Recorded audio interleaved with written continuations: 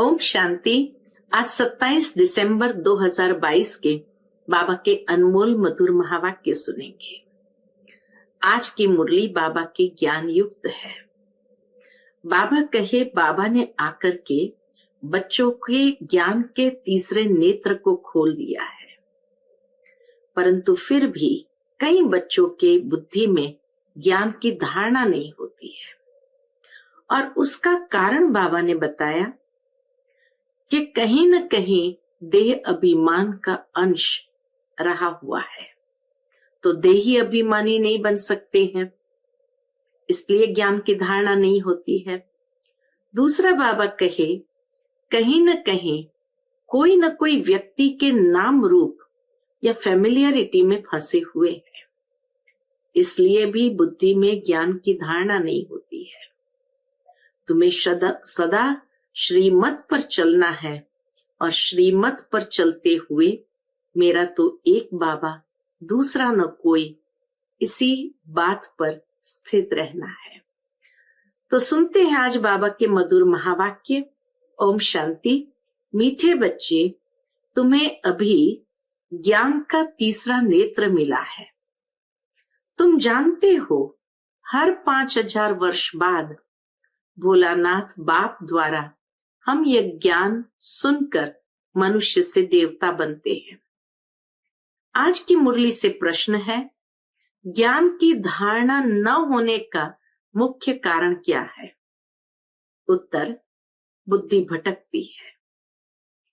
एक के साथ पूरा योग नहीं है, देही अभिमानी नहीं बने हैं, इसलिए धारणा नहीं होती है। बाबा कहते, बच्चे फैमिलियरिटी में नहीं आओ, एक दो के नाम रूप को मत याद करो, एक बाप दूसरा न कोई, ये पाठ पक्का कर लो। दूसरों के पिछाड़ी न पड़ो, बाप से राय लेते रहो, इससे तुम दुख से लिबरेट हो जाएंगे, धारणा भी अच्छी होगी। आज की मुरली से पहले गीत बजा है, भोलेनाथ से निराला कोई और नहीं, ऐसी बिगड़ी को बनाने वाला कोई और नहीं। ओम शांति। भोलानाथ है देने वाला। भोलानाथ शिव बाबा को तो कहते ही है, भोलानाथ होकर गया है और बरोबर बिगड़ी बनाकर गया है। आदि मध्य अंत का राज बताकर गया है, इसलिए भगत गाते हैं। तुम बच्चे जानते हो, जिस भोलानाथ का गायन है, जो बिगड़ी को बनाने वाला है, वह हमारे सन्मुख बैठा है। कितना नशा चढ़ जाता है इस बात के आधार पर। भगत भगवान को याद करते हैं, उनकी महिमा गाते हैं, और बाप अपना पाठ बजा रहे हैं। बाप ने ही आकर अपना परिचय दिया है। किसको? बच्चों को। बच्चों की बुद्धि में बैठा है कि बाबा जो समझाते हैं वह बरोबर कल्प कल्प समझाते हैं। कल्प कल्प आकर पतित दुनिया को पावन दुनिया बनाते हैं। अभी बना रहे हैं। बहुतों को अभी पता पड़ा है। बाबा कहे, बहुतों को अभी पता पड़ा है। अभी बहुत है जिन्हों को पता नहीं भी है। बहुतों को अभी पता पड़ा है, लेकिन अभी बहुत है जिन्हों को पता नहीं है। वर्षा लेने वाले होंगे तो कल्प पहले मुआफिक आकर वर्षा लेंगे। तुमको पहले थोड़ी ये मालूम था कि बाबा आकर वर्षा देंगे, अभी मालूम पड़ा है। बरोबर भक्तों का रक्षक है। आदि मध्य अंत का ज्ञान सुनाते हैं, उनको ज्ञान का सागर कहा जाता है। दिल से लगता है बरोबर ये वही है जो भारत में आकर जन्म लेते हैं। इनका अलौकिक जन्म गाया हुआ है। भारतवासियों को आकर पतित से पावन बनाते हैं। पतित मनुष्य जो बुलाते हैं वह जरूर समझते होंगे हम पावन थे, अब पतित बने हैं, फिर पावन बनना है। अभी बाप द्वारा तीसरा नेत्र मिलने से तुमने ये सब कुछ समझा है। तुम बच्चों का सारा दिन विचार सागर मंथन चलता रहेगा। सतयुग में पावन कौन थे? बरोबर देवी देवता ही थे। उस समय और कोई धर्म नहीं था। देवताओं के चित्र भी है और कोई नाम नहीं लेंगे। ऐसे नहीं कहेंगे चित्र है श्री लक्ष्मी देवी, श्री नारायण देवता। अभी वह नहीं है। जब वह थे तो और कोई धर्म नहीं था। तुम बच्चों की बुद्धि में है क्या है कि बाबा हमको सत्य कथा सुनाते हैं। बाबा कहे ये बात तुम्हारी बुद्धि में है कि बाबा हमको सत्य कथा सुनाते हैं।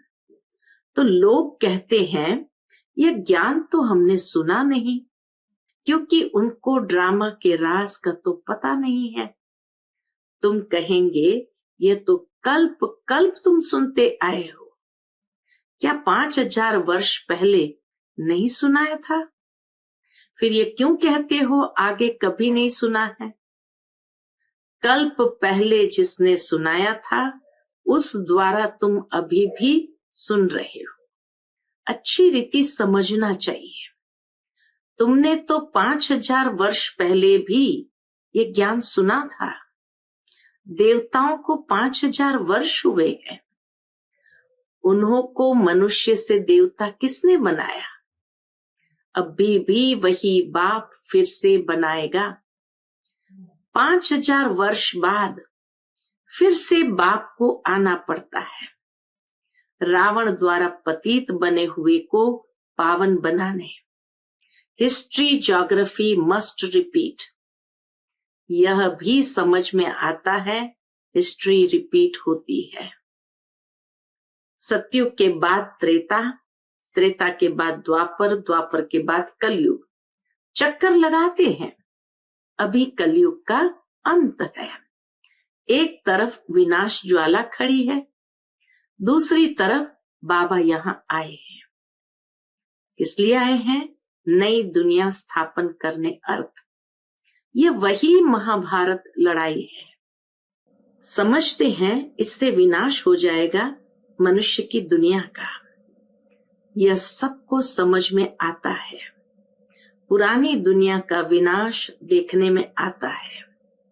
यह महाभारी महाभारत लड़ाई 5000 वर्ष पहले भी लगी थी। कोई लाखों वर्ष की बात नहीं है। ये भारत ही स्वर्ग था। इन देवताओं का राज्य था। ये सतयुग के मालिक थे। चित्रों पर भी अच्छी रीति समझाना पड़ता है। इसलिए ही ये लक्ष्मी नारायण आदि के चित्र बनाए हैं। यूं लक्ष्मी नारायण के चित्र तो भारत में ढेर है, फिर हम बनाते हैं क्यों? बाबा कहे दुनिया में तो बहुत है, भारत में तो विशेष बहुत है, फिर हम बनाते हैं क्यों? हम अर्थ सहित बनाते हैं। इनमें पूरा ज्ञान है।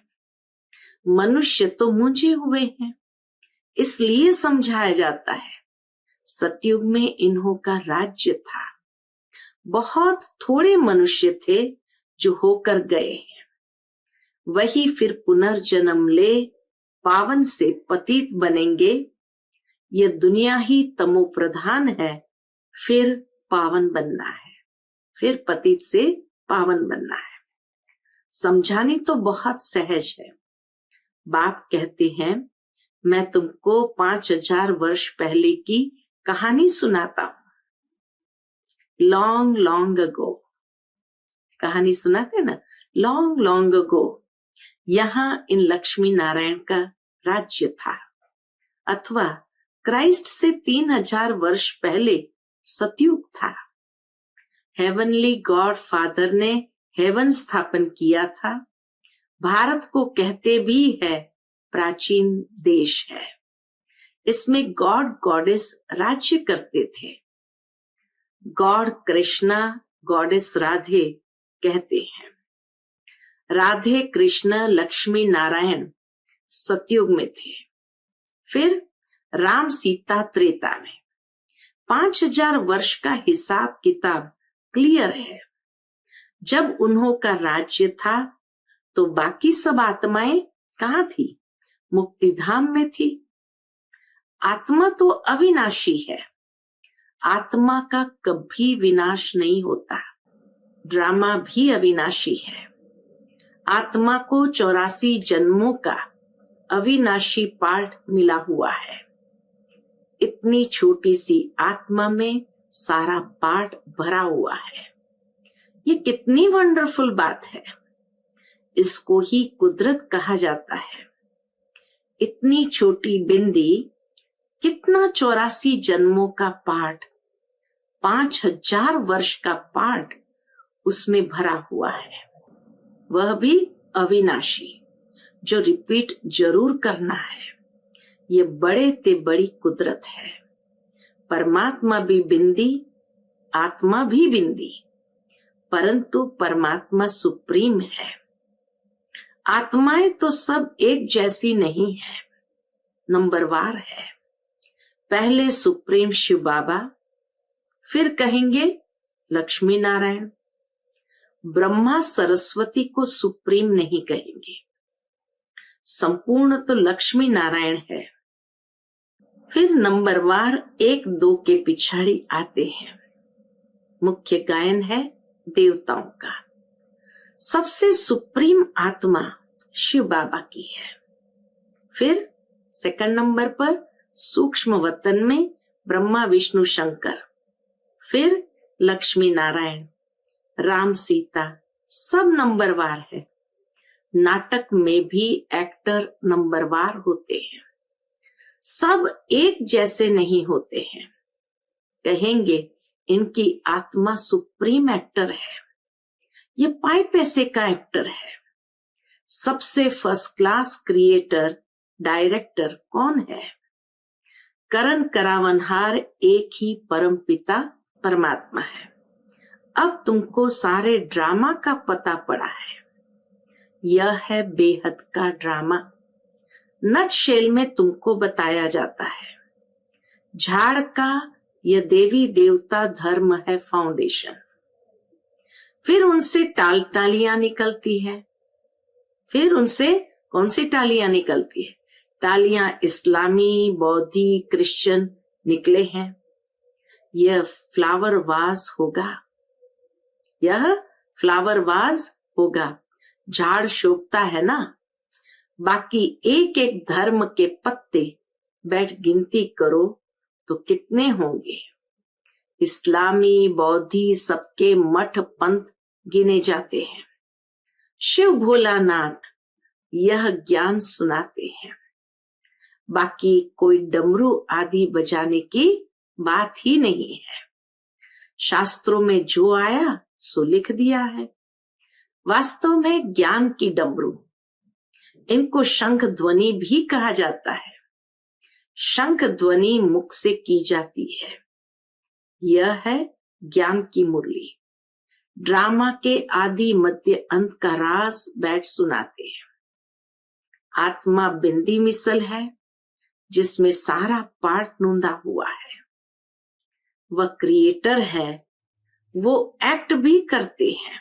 शिव बाबा क्रिएटर है लेकिन वो एक्ट भी करते हैं। अच्छा पार्ट वह लेते हैं। नंबरवार तो होते हैं ना। यह है ही एक बाप क्रिएटर और सब पुनर्जन्म में आने वाले हैं। ये कभी पुनर्जन्म नहीं लेते हैं। इनका अलौकिक जन्म है। तुम जानते हो कैसे आकर प्रवेश किया है। दूसरी आत्माएं भी प्रवेश करती है ना। समझो किसके स्त्री की आत्मा आती है, बोल सकेगी कि मैं सुखी हूं। बाकी उनके शरीर को बाकी नहीं पहन सकेंगे क्योंकि शरीर तो दूसरा है ना। भावना है कि यह हमारी स्त्री की आत्मा है, इनको बुलाया गया है।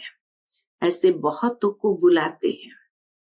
अभी तमोगुणी हो गए हैं, इसलिए एक्यूरेट बताते नहीं हैं। आत्मा क्या चीज है, कैसे आती जाती है, ये ड्रामा में पहले से ही नूंद है। ऐसे नहीं आत्मा निकलकर यहाँ आती है, वह मर जाती है, नहीं। बाप कहते हैं ये मनोकामना पूर्ण करने के लिए साक्षात्कार कराता हूं। बाबा साक्षात्कार कराते हैं। जो ड्रामा में नूंद है सो होता है। सेकंड पास हुआ, ड्रामा में नूंद है। ये बेहद का नाटक है। बाप बिंदी है, बिंदी को भोलानाथ कहते हैं। कितना वंडर है। बाप भी कहते हैं मुझ बिंदी में कितना पाठ है। यह बातें नए कोई की बुद्धि में बैठ न सके। पुरानों से भी कितनों की समझ में नहीं आता है। बाबा कहे पुरानों से भी कितनों की समझ में नहीं आता है, तो किसको समझाने में मूंझते हैं। जिसको खुद को समझ में नहीं आता तो दूसरों को समझाने में भी मूंझते हैं। जैसे रेडियो में कोई बात करने में मूंझते हैं, इसमें मुरली बड़ी फुर्ती से चलानी है। यह पढ़कर सुनाते हैं। यह है ओरली। बाबा भी सब कुछ ओरली सुनाते हैं। तुम्हारी बुद्धि में धारणा हो रही है। कल्प पहले भी तुमने धारणा कर बहुतों को सुनाया है, फिर वह ज्ञान खत्म हो गया, अब फिर रिपीट होना है। यह ज्ञान कोई साधु संत की बुद्धि में नहीं है। वह परमात्मा को नहीं जानते। वह कह देते हैं आत्मा परमात्मा में मिल जाएगी। मिलेगी फिर कैसे? अभी तुम्हारी आत्मा जानती है कि हमारा बाप आया है, हमको नॉलेज दे रहा है, फिर हम बाबा के साथ घर जाएंगे।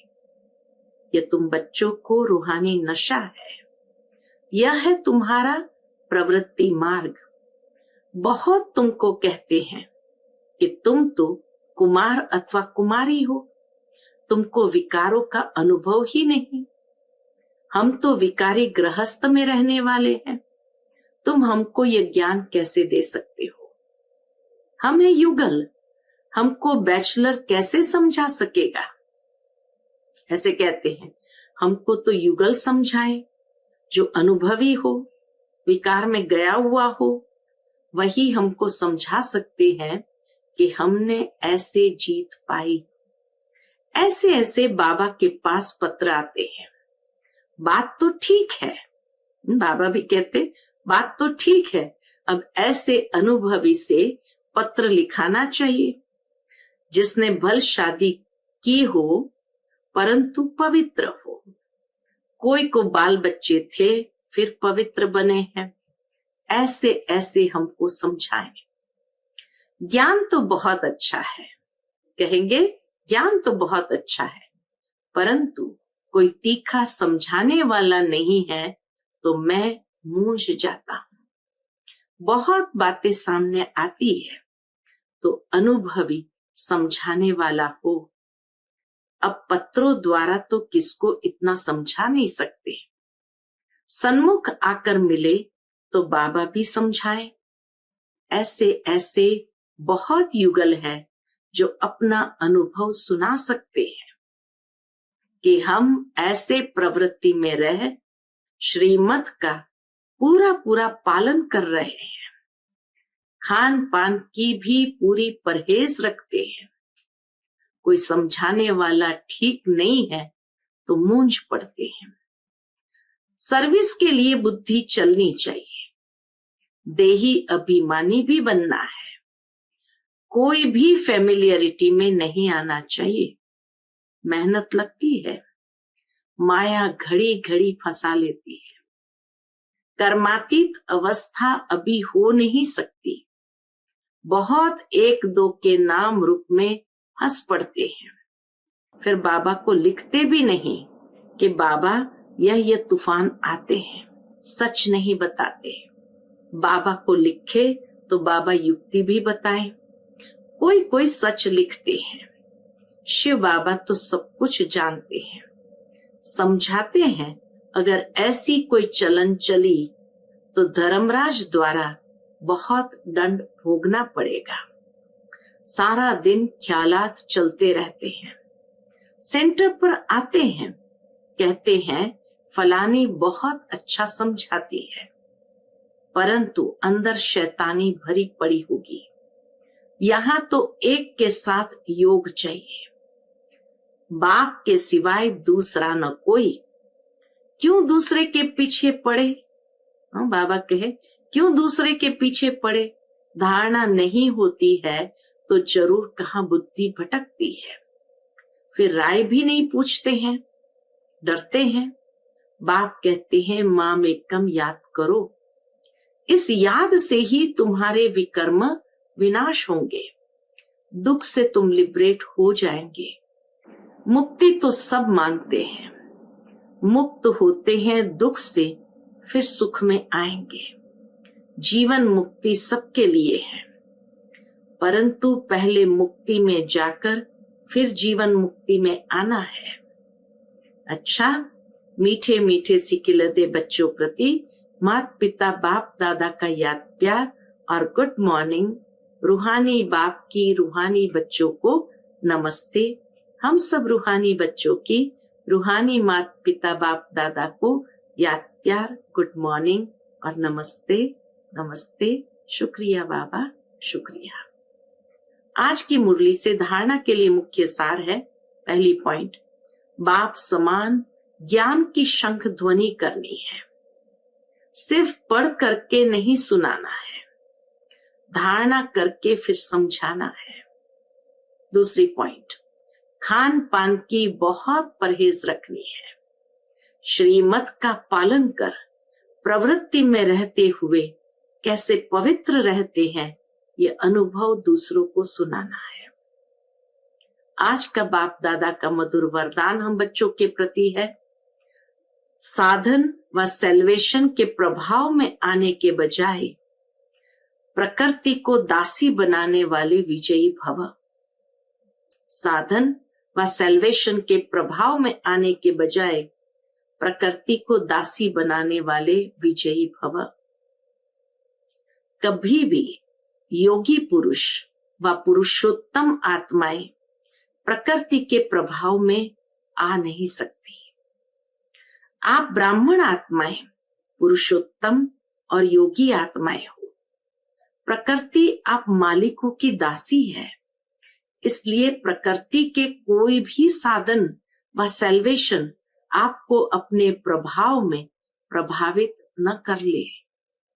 साधन साधना का आधार न हो, लेकिन साधना साधनों को आधार बनाए, तब कहेंगे प्रकृति जीत, विजयी आत्मा। आज का स्लोगन है, एवर रेडी वह है जो हर घड़ी को अंतिम घड़ी समझकर चलते हैं। एवर रेडी वह है जो हर घड़ी को अंतिम घड़ी समझकर चलते हैं। अच्छा, Om Shanti. Click here to like, subscribe and press the bell icon to stay updated with our latest videos.